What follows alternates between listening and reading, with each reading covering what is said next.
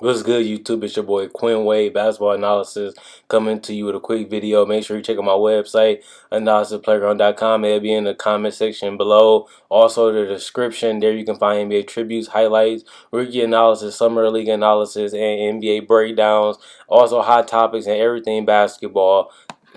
What's good, YouTube? We gonna start the What to Expect series, a series that's been going on for a very, very long time. For 2 years since I started this channel, we gonna talk about predictions. Basically, we gonna predict what's gonna happen in the future. Now, I know I'm not right entirely. I know I'm not gonna be 100% right. Something's gonna happen, injuries, trades, or something gonna happen. But at the end of the day, we still got to predict for the fun of it. Let's have some fun. Let's debate about it in the comment section. Let's see what you guys think. And now you're about to hear what I think. First, we're going to start off with the Western Conference predictions. The top 8 seeds in the Western Conference. I think I got it right. But like I said, you never know with the mid-season trades and the injuries and stuff that happens. But as of right now, this is what I think. Golden State Warriors at number 1, just because they got the most firepower. They're gonna be blowing out a lot of teams. They was blowing out a lot of teams without KD. They got Zaza, who's a good rim protector. He used the charges. He get charges, I should say. He's a player that don't need the ball to be effective, and he's an excellent role player, and they got him on a real cheap deal. You got KD, who's a closer, one of the most clutchest players in the league, a guy that can score the basketball at will. They said Steph Curry flopped in the finals. KD didn't flop. He averaged 30 on 50 and 6 rebounds a game in the finals. So they got them a closer and a guy that can dominate night in and night out, and they still got Clay and Steph and Draymond, and they didn't have to give up nothing for KD. So that's absolutely amazing. And they upgraded over Harrison Barnes, who's a great player, a good player to me.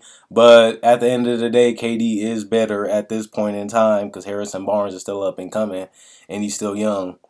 Number 2, the San Antonio Spurs. This is the same thing that happened last year. The KD and them, the Golden State Warriors, at the end of the day, they finished first and the Spurs finished second. I think that's going to happen this year too, but it's going to be closer, I think, because the Paul Gasol is a huge upgrade, and Patty Mills been balling in the Olympics, and I think he's going to get a bigger role. He dominated in the 2014 championship, and as Tony Parker get older, they're gonna have to slice his minutes and give it more to Patty Mills. And Patty Mills has been destroying people in the Olympics, averaging over 20 points a game, and even gave Team USA the buckets.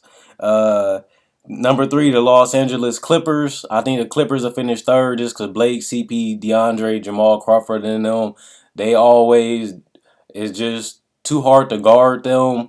This team is one of the best offensive teams in the league, and it's gonna lead them to a top seed. I'm predicting that they're going to be healthy, even though they play their starters a lot of minutes. I think they'd be all right and they'd be fine. Number 4, the Portland Trail Blazers, just because they got Dame, and CJ McCollum will come back even better than he was last year.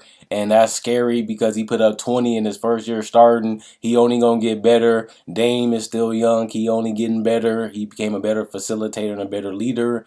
And Festus Ezeli, to me, is an upgrade at the center position because he can rebound. He play with a lot of energy, and he actually knows his role, and he's just going to get them hustle points.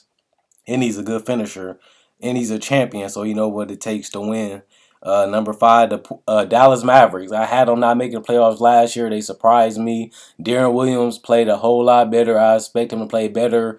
They got Dirk. They got Wesley Matthews coming a year better off that injury. He got injured, and now this season he's going to be having a full season to be back healthier and put more work in and get back even healthier because they got outed early in the playoffs, so he's only going to get better.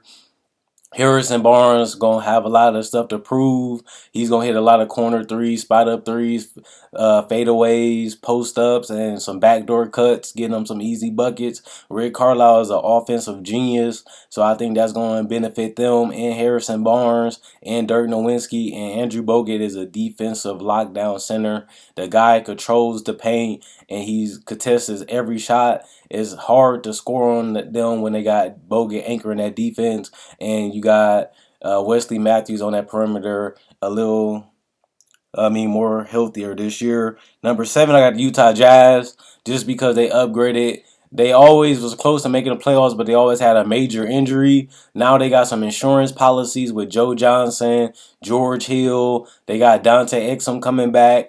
Gordon Hayward going to be better. Rudy Gobert been improving, and he's an anchor of that defense ever since he started. They've been close to being a playoff team, but they kept having Dante go down. Then Alec Burke kept going down. But now they got players that if they go down, they can replace them with quality players because they made a lot of trades and they made a lot of transactions to get where they are now. And I think it's finally going to pay off for them and get them a playoff spot because this team looks very, very good on paper. I actually would have them higher, but I just don't know what the coach is going to do, how he's going to play these lineups. It's kind of like me just predicting hard. Like, I like this roster on paper, but I just got to see it out on the court before I can put them up higher because these other teams are pretty much proven already. And the Rockets at number 8, just because I don't really know what to expect. I got them over OKC just because James Harden has proved to us that he can lead a team to the playoffs